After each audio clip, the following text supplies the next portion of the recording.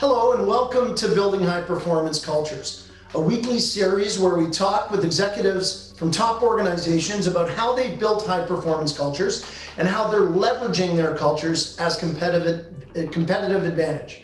I'm Marty Parker, the President and CEO of Waterstone Human Capital, and my guest today is Paul Gruner. And Paul is the President and CEO of Det'on Cho Management LP. Paul, welcome to Building High Performance Cultures. Thanks, Marty. Very happy to be here.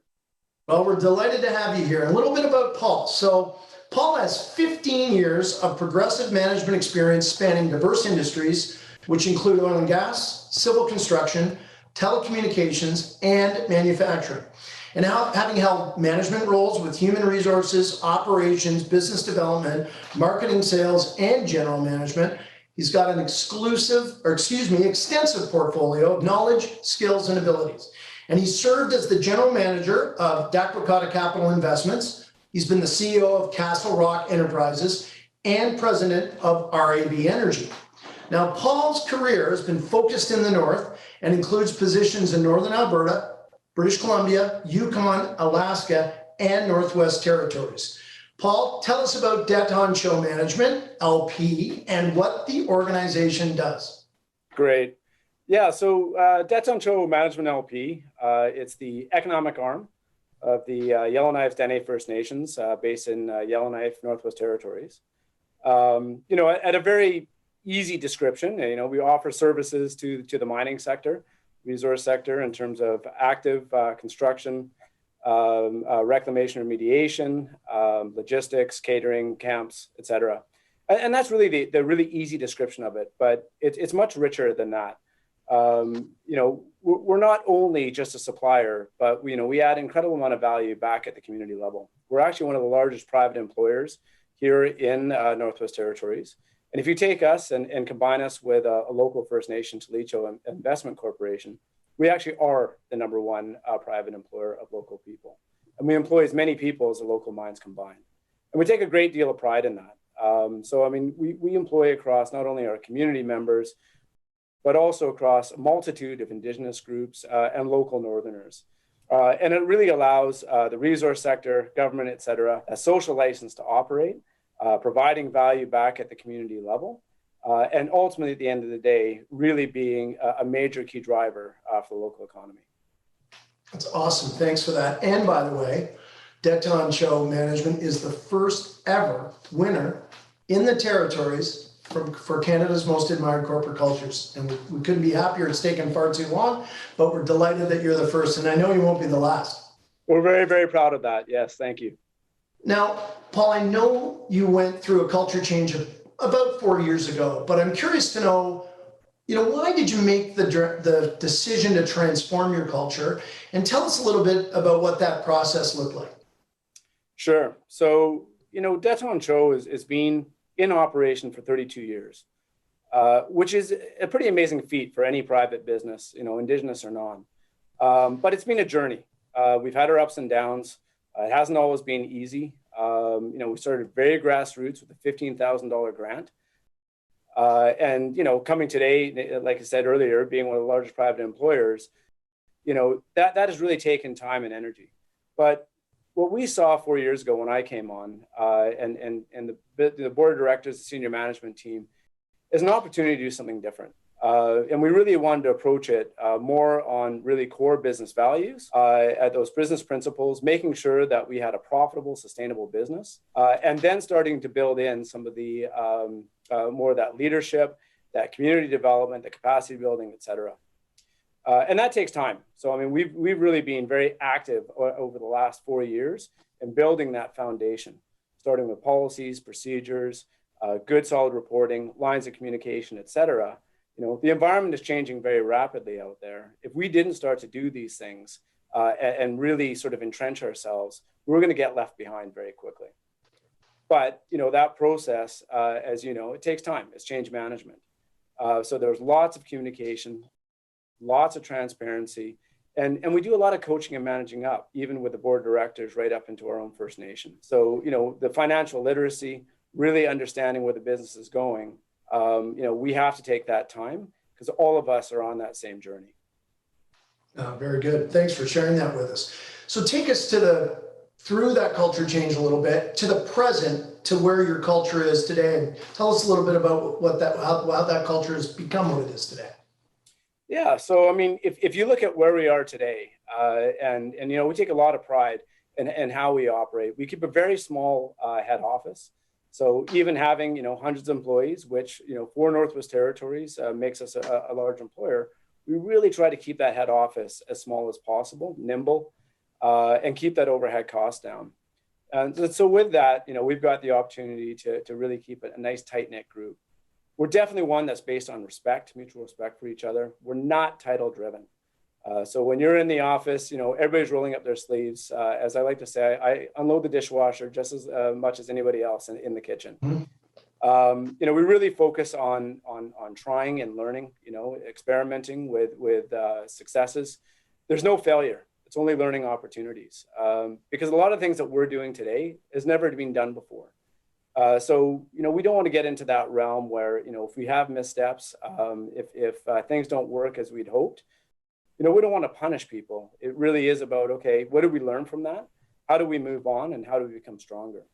We're very open about our learning. So we talk about that very regularly, whether that be the senior leadership team, open staff meetings with the board of directors, et cetera.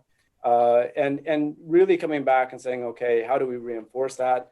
Where are we going? What are the next steps? And sometimes taking a bit of a breather on that. And we're also very accepting of our differences, right? It is an Indigenous organization. We're very respectful and mindful of our shareholder, being Yellowknife Dene First Nations, and being mindful of the cultural values that get baked into that, right? So, yes, we are a for-profit driven entity. We like to say with a social license, but it's also being very mindful that it's not all about cutthroat business. Mm-hmm. So I think, if you look at the culture today, it's still transitioning. We're still open to change and finding our ways around that. Put a lot of emphasis around performance-based, but at the same time, we give each other a break, right? And we understand that we're all on this learning process together. Well described. Yeah. Talk a little bit about how corporate culture and Indigenous culture work together at Det'on Cho. Sure. So, I mean, this is where I think it gets really rich and interesting. We still deal with a fairly sizable top line for a business operating in Northwest Territories. So you have to have those basic principles. The business has to be embedded within the organization, or else you simply cannot survive. So number one, we're still very much around budgets. We bring in very much around controlling costs, doing a quarterly deep dive on plan to actual, all that sort of stuff that you'd expect in any sort of regular business. Big focus on cash flow and forecasting around that. And we also do a lot of investments. And within that, we bring in those core principles around private equity. And that's where we've spent a lot of time in terms of training, coaching, mentoring up onto our board and the First Nation itself. You start getting some pretty complex deals. We want to make sure that there's a good understanding and what we like to call digestible information. So we use a lot of dashboards when we're using our reporting, green, yellow, red. As we always like to say, if you can tell colors, you'll know the financial health of the organization. But that's only one part of it. That's only one side of it. That's the core business side of it.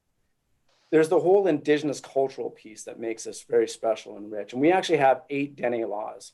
And when I was thinking about these questions last week and thinking about how to respond, I looked at those Dene laws, and I really want to talk about a couple of them and how they really get infused into our organization. So number one, there's help each other. Number one on the Dene laws. And I look at how we operate as an organization. And we're very much around, whether you want to call it from a MBA standpoint, an organization that comes together, project-based, sure, you can call it that. But at the end of the day, we're always looking at ways for teams, individuals, whether it be professionally or personally, always looking out for each other. We talk about that very regularly. The second one is love each other as much as possible. It sounds very feely for a business environment, But we care about our employees, and again, we openly talk about that. We've had folks that have gone through challenging times. We've picked up the slack for each other. Obviously, dealing with COVID has been a bit of an emotional roller coaster. So looking out for one another. It's not just a business environment; it's very much a team. We do talk a little bit about the Det'on Cho family. We do mean it. Be polite and don't argue with anyone. Third Dene law. Well, in business, you can have those environments where tensions come up, things can get stressful, but we do really look at how do we keep a very respectful environment, looking for people's differences, understanding levels, etc. And we really focus on having good open dialogue. The next one is pass on the teachings, and I think that's one that I really personally take a lot of pride and respect for. We're always looking at ways that we can pass on the knowledge, and that goes all up, down, sideways within the organization. So, for myself, for our senior leadership team, we've got some really brilliant folks that have a great business background. We're very fortunate to have the team that we do, particularly operating in an environment like Northwest Territories. But that means, that coaching and mentoring piece, we're doing that below the organization for our next level of leaders, also up to the First Nations so they understand what we're doing. But we also get the same learnings and teachings coming down from our elders, understanding the cultural values from the First Nation, stewards of the land, et cetera. It keeps us in check as a senior leadership team that is not all about profit. It's not all about driving that top line. We need to be mindful. And that's where you really start baking in the environment, social, and governance, that ESG. And it makes it a very, very special place, particularly working within the resource sector. So I think those are some of the Dene laws. And I think that cultural infusion that we really align to and we talk about on a regular basis. Yeah, it's just such a wonderful, simple code to operate by, isn't it? Well, and it really comes down to, respecting each other, respecting the land, respecting the folks that you work with and around you. It really isn't that difficult of a concept, but I think sometimes we can lose sight of that. Terrific. So, Paul, as president and CEO, what's your approach to corporate culture, and what role do you play in building and sustaining that culture? So, when I came on 4 years ago, I was incredibly hands-on. I for the first year and a half, I was actually commuting back and forth. I was still residing in Yukon while working in Northwest Territories, and I would go a week back to Yukon my wife was still back there. And I would really be stressed on that week away, just because it was really at that infancy stages. We didn't have the team that we have today. We were really lacking a lot of the policies, procedures, capacity baked in. So I had to be very, very hands-on, very, very directive. Fast forward to today, I'm still very much a working manager. I think the title sounds a lot fancier than it really is most of the times. But for me, leadership starts at the top, and I really, really believe in that. The eyes are always going to be on the leader, and you need to act and conduct yourself accordingly. Going through COVID right now, through the pandemic, as an example, I was really looking at getting away over the holidays, but there was a lot of messaging from the top of the territory, from the Premier and from our Chief Medical Officer about, limiting your travel, no unnecessary travel if possible. And so for my wife and I, we actually made the decision to stay in the territory and really be mindful of that, right? And really strong messaging, with the team around how to protect yourselves, how to be mindful of what's happening out in the environment. And so really that leadership on top is a critical piece. We also talk very much, as a leader, for myself, about empowerment. Because we have a smaller head office, if there's issues that people have, the things I'll sort of talk to them about is, hey, listen, look in the mirror and ask yourself, what can you do about it? Because every one of us has the ability to shape the environment that we have, the culture that we have, where we want to go. We've all worked for employers that, possibly we didn't think the highest of. So empower yourselves. And where are we going with that? And what do we want to do with this culture?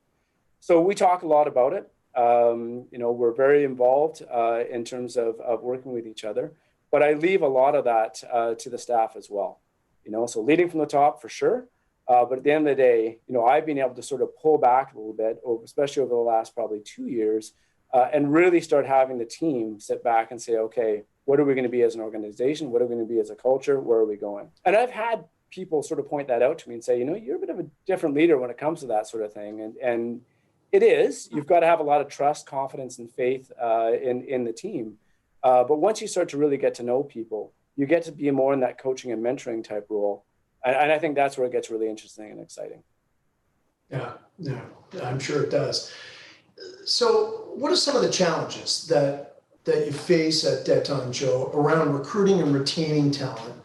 And how are you working to address those, Paul? So, anywhere in the North is very, very challenging to attract and retain good, talented people, right? The three territories, there's only 110,000 people, right? And that's 40% of the country's landmass. So we've got a very low population density. I just saw a report actually this morning that NWT has the lowest unemployment rate in the country right now, right? So, right there, you've got stats that you're fighting against some of that, even during a pandemic, right?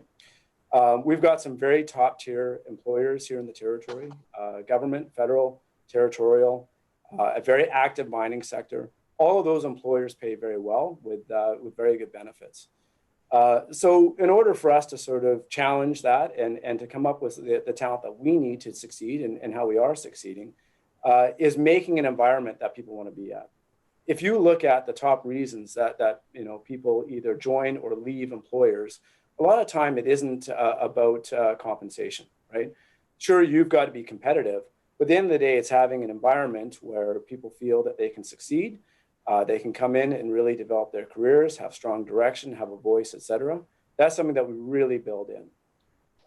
Indigenous business in itself, just having that experience, and whether somebody's here with us for 2 or 3 years and adding real value, great. Having that experience of Indigenous business for people are starting to seek that out. And we're finding some good, solid, talented people that want to join the team for that. I think, lastly on that, winning the Canada's Most Admired Corporate Culture Award doesn't hurt in terms of also attracting and retaining. And to be honest with you, Marty, we've actually heard that.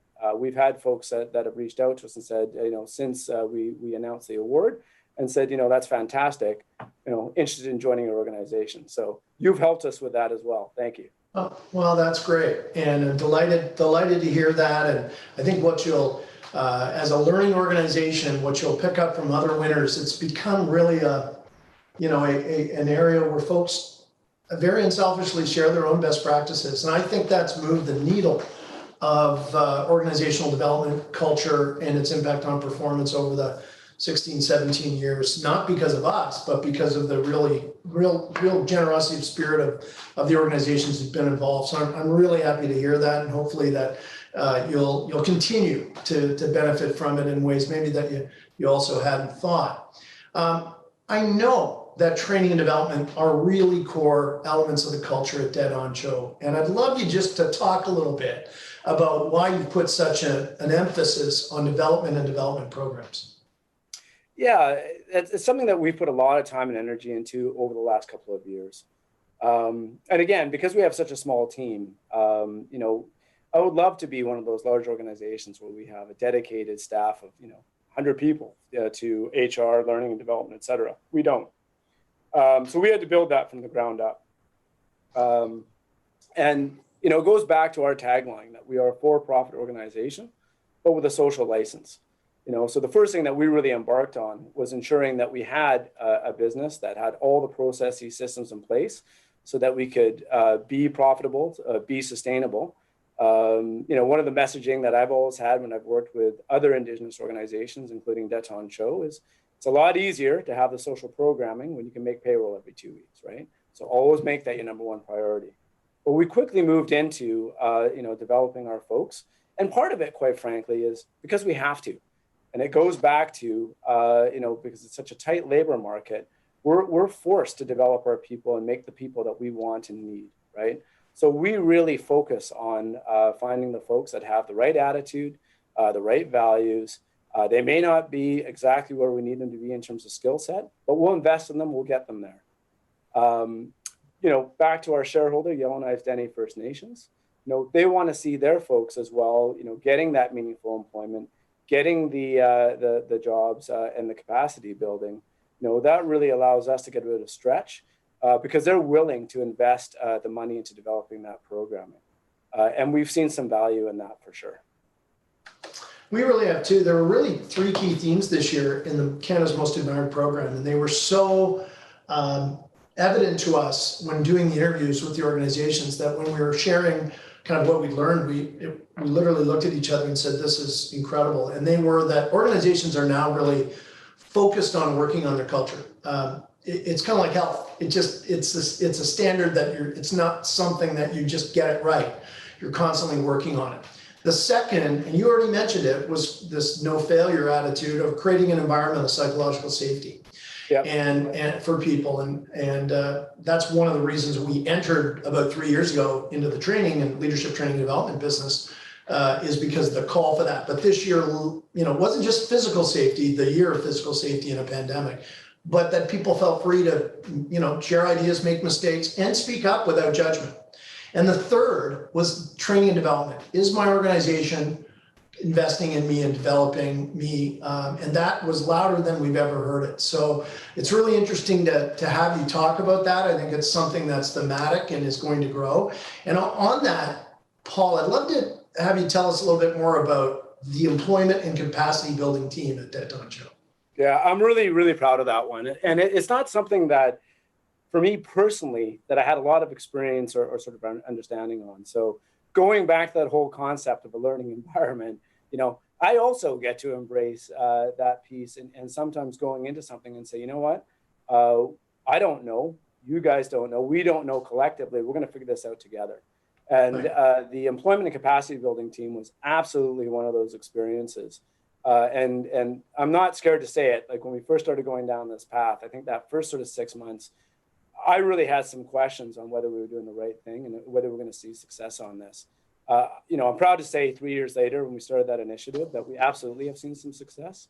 And really the whole point of the program. So number one, it's fully staffed by our community members, by Yellowknife Dene First Nations members. They're doing a fantastic job. And it really is about twofold. Number one, finding employment opportunities and removing sort of barriers for employment. And number two, around capacity building. So I'll break it up between the two and talk a little bit about some of our successes with it. But on the employment piece, the first thing that we looked at doing is saying, okay, we've got all these companies and partnerships, and yet we're not harnessing the opportunities that are coming out of that. So we actually went out, worked with all of our companies and partnerships, and had all of the job postings coming back to the corporation. We built a portal online through our website, also hard copies in the various offices, and we post all the jobs. We track all of that employment piece. So we actually have a quarterly dashboard that rolls up into our annual, that goes into our annual report. And we break it down. We know how many people that we're hiring or in our various companies in terms of gender, ethnicity, Indigenous, local. We break down the jobs themselves, entry level, mid, senior, professional. And the reason why we do all of that is now we've got a very rich data set that we can understand where people are getting placed, where are the opportunities, what are people looking for, and where are those some of those barriers, and how do we move them up? Same thing on the capacity building. We actually have a team that then is dedicated to not only finding employment opportunities, but then mapping out career pathing. If somebody wants to come in and ultimately be a pilot, well, how do we work with one of our partnership companies that's in aviation, where they can come in, build that ground floor up. We'll look at opportunities for training, development, mentorship, and ultimately the goal being that they'll be a pilot. Part of it is removing barriers of entry. So one of the things that we came up very early in the game was around security clearances at the diamond mines. So folks had to go down, get a fingerprint at the police station. It was an invasive process. Nobody likes going to the police station. I'm sure our members don't. It's timely. It took a long time to get those back. We went out and got a fingerprint machine in the office. Didn't even know you could do that. And so as a result, we took the wait time from 8 to 10 weeks and we brought that down to 2 to 3 weeks. We can do it in our environment, in a friendly environment that people are not intimidated by. And then we have the ability to work with them in terms of skills development, et cetera. We've been able to post 800 jobs over the last 2 years. That's including during COVID, which I think is really impressive. And we've also built out a very robust scholarship program, working with all of our partners and companies, et cetera. So now, we've got the ability that we can post hundreds of jobs and get people in the door. We know what they're looking for. We've got the companies and partnerships. We're always seeking that out. And now we're part of that major economy, or if you've heard of Indigenomics, here's Det'on Cho now that is really able to materially be involved in getting folks working and adding to that local economy piece. It's incredibly powerful. What an incredible example of beyond capacity development training, but the larger employment piece and what you can do with a bit of vision. Absolutely, I mean, right? It really is. And it adds real value now back to our clients, right? Our clients have a social license. They need to be employing a certain number of local and Indigenous people. So not only is it just services that we're providing, now we can provide them with a social license to operate within the territory. Yeah, it's fantastic. And this is really a great segue into my next question, because in reading the Canada's Most Admired submission, that was obviously successful for Det'on Cho, one sentence that really stood out for me was in your organizational performance section, where you wrote, "Most importantly, we've seen pride return to our community." Talk a little bit about the role that Det'on Cho plays in the community and really what you saw to be able to write that pride has returned. Fair enough. I actually gave that some thought as well. And I think that might have been a bit of an overstatement. Yellowknife Dene First Nations, the community, is a very proud First Nation, and they've got a lot to be proud of. So I think, looking at Det'on Cho's success and how we've been able to really build up and get a little bit more of that recognition over the last number of years, I think we've added to that pride, as you will, right? We set the goal 4 years ago to be the best run Indigenous corporation in this territory, and as a result, the Indigenous partner of choice. And I think 4 years later, we're on our way. And I think that's recognized by the nation as well. And we've certainly heard that from our chiefs, from community members, et cetera, that, Det'on Cho is really leading the way in a lot of the ways, not just within the territory, but right across the north and even across the country. The amount of interest that we've seen now from other Indigenous groups, either approaching our leadership, our chiefs, or directly through myself and the leadership team here, and trying to understand and gain a knowledge how Det'on Cho operates, it's actually quite overpowering at times. It was just 2 weeks ago, I was actually on an online conference for 2 nights with a group from Mongolia that was made up of both government officials and business. And because they're trying to understand, okay, how does Indigenous business work in Canada, particularly with something like Det'on Cho? How do we bring those sort of similar models, halfway around the globe, right? So I think all of that comes back to the community, knowing that, they've got a corporation that is well known, it's respected, it's seen as real leaders within the territory in the north, and that brings that pride. Year and a half ago, we actually won the Economic Leadership of the Year award for the territory by the corporation, and that was won the year before by De Beers. Outside of winning the CMA award, that's another one that we're incredibly proud of. And the reason why we're proud of that is it's not a specific Indigenous. I mean, we've won Indigenous Business of the Year multiple times, and we're very proud of that. But to be recognized as a key driver within the economy, to be recognized with our peer group, Indigenous and non, I think that means a lot to the community as well, right? People, I think, are starting to wake up and understand that Indigenous business is really not just Indigenous business. It's part of the fabric of our business community. It just happens to be Indigenous. And it just happens to be Indigenous, exactly, right? And I think, looking forward in what we're seeing across the country, or even seeing what some examples when I was in Alaska, out of the 10 largest private businesses in Alaska, 9 of them are Indigenous, and 3 of them did over $1 billion last year. Alaska is not a very big state. So I think you're going to see a lot more Indigenous business happening, like the Det'on Chos of the world across the north and right across the country. It's a really exciting time to be part of this. Yeah, no, I think you're right. I think you're onto something that's possibly even bigger than just the Indigenous community, but how your values have shaped who you are and how you stay true to that. Uh, Absolutely. yeah, and that in itself is exceptional. So let's talk a little bit about the other exceptional, and that is the last 11 months. So what impact has COVID-19 and the whole pandemic had on Det'on Cho, and how's your team managed through it over the past, what is almost a year now? Sure. Listen, this has been very challenging for anybody, right? Um, and it's been very challenging for us for Det'on Cho. So for me personally, I was in Toronto at PDAC, a large mining show, beginning of March when COVID really started to break out in Canada, and hustled back to Yellowknife, and really haven't traveled much since. We've got some very tight restrictions here in the territory. So if we leave, we quarantine for 2 weeks. So that's been some challenges for sure. But there's a lot of misunderstanding or fear, particularly when that pandemic broke out. So one of the first things that we did was ensuring open lines of communication. We had meetings 7 days a week through the weekends, just check-ins, make sure we understand what's happening. Det'on Cho is deeply embedded within the supply chain of the diamond mines. We stumble, they stumble, right?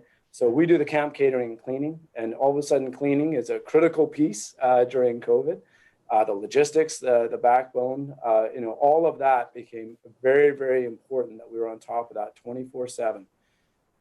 So it was regular communication. We were very active and quick to get a plan for the office. So folks went home and we were working remotely. Never easy to do that. What was really interesting, what we heard when people could start to come back to the office is we actually had predominantly all of our staff that said, we want to come back to the office. We miss that environment. We're not enjoying working at home.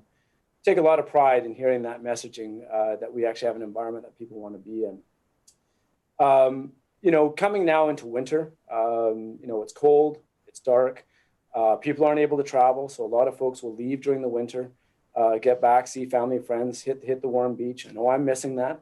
So we've really, now that we've dealt with, I think, a lot of the physical risk of COVID, and we still have obviously that at our doorstep.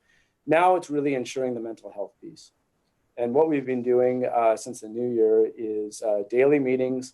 We've got contests. We're keeping people active, keeping the people in the game, focused on eating plans, getting outside, active exercise. So contests around all that sort of stuff, right? Just to keep that mental health up. Lots of open lines of discussion with folks, making sure people are looking out for each other. And then from their perspective, teams out on site, et cetera, right? So it hasn't been an easy journey. But I think what we've learned from all of that is, we can stick together, we can make it through this. We got a tight team. People want to work together. They want to be here in the office and just keep those lines of communication open. Well, it says something about your culture that people want to work together in the office. They do, absolutely, right? Which is really, really exceptional. On that note, Paul, what did you learn about your culture, the Det'on Cho culture, through the pandemic? I think the thing that we really learned is resiliency, right? That's a word that I think it gets tossed around pretty easily. But resiliency is a really critical piece of this. We didn't have the option to fall apart just because we do have that backbone for the mines. There's a lot of people that are sort of dependent upon what we do. So it's not just our own employees. We impact, potentially several thousand people through the various operations.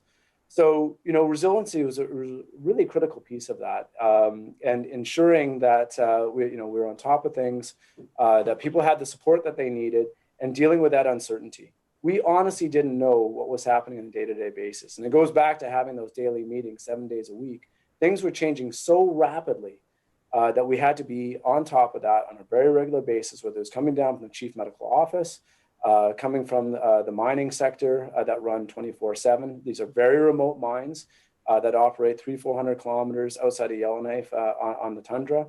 So all that sort of uncertainty, making sure that people had the support, being resilient, and being focused on the task at hand. Very good. So Just a quick question. For anyone considering, moving to the north for their careers to work, what's the one piece of advice that you would give them, or the one misconception that perhaps you would dispel? Yeah, I think that's a great question. I get asked all the time, how do you do it? Why do you do it?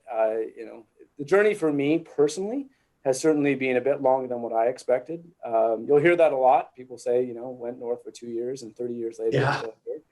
I might be trending in that direction. So I think, the advice that I give to people is you can have an incredibly rich, interesting career and life working in the north. And you've got the ability to do and be whatever you like, and you've got the ability to shape a part of this country. I'm always amazed for myself about what I get involved in, the rooms I get to be in, the people I get to meet, and the things you get to do, right? When I was in Yukon, I rolled up my sleeves and got involved with the platform for the Liberal government that's in power right now in Yukon.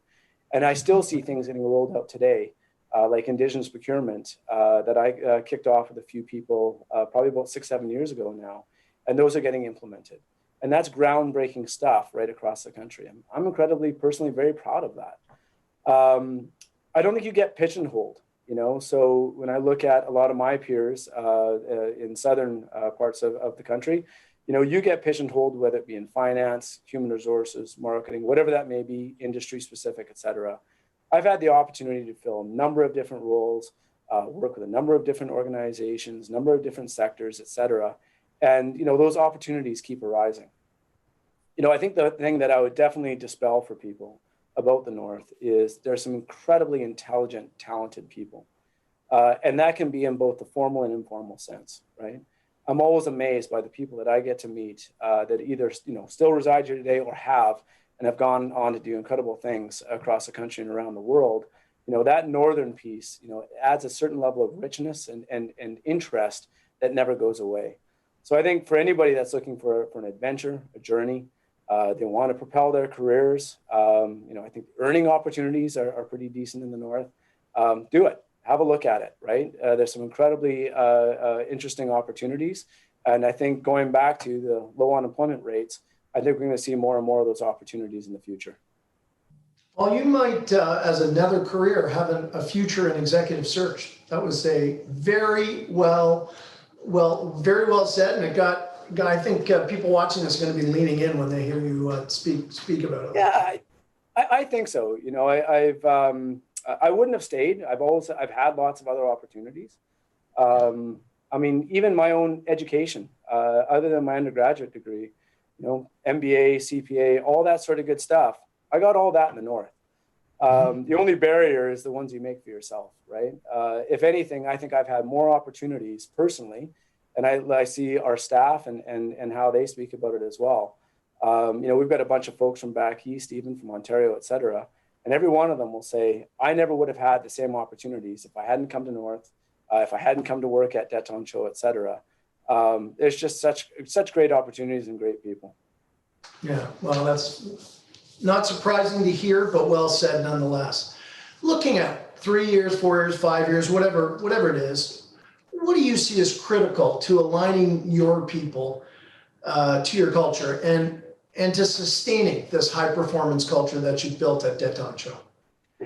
So, culture it's a fragile thing at times, right? It can be very specific to the people. For me personally, as a leader, if I leave and that culture dies off, or the corporation, fails to continue to succeed, I haven't done my job as a leader. So, I think what's really important for us is ensuring that is owned at the employee level. And it goes back to what I was sort of speaking about a bit earlier. What is my job as a leader, as president, CEO? Well, I think that really is about empowering people so that they own it, right? So it isn't my culture. It isn't YKDFN. It comes down to the people. And they're the ones that are really driving it, defining it, and owning it, right? And that means owning it in a good way when things go well, and owning it when, there's things that we can learn from, or those learning opportunities, right? So I think that's really that ownership piece. We've got to continue to chart our path forward. We've got to be willing to challenge ourselves, willing to make mistakes. And again, going back to that job creation capacity building program where none of us knew what we were doing from that, very much an iterative process. We've got to be willing to go in and just be willing to try and see where it goes.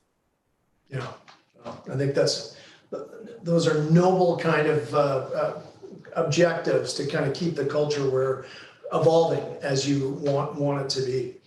And on that note, last question I have is, what trends do you foresee coming in terms of building high performance cultures?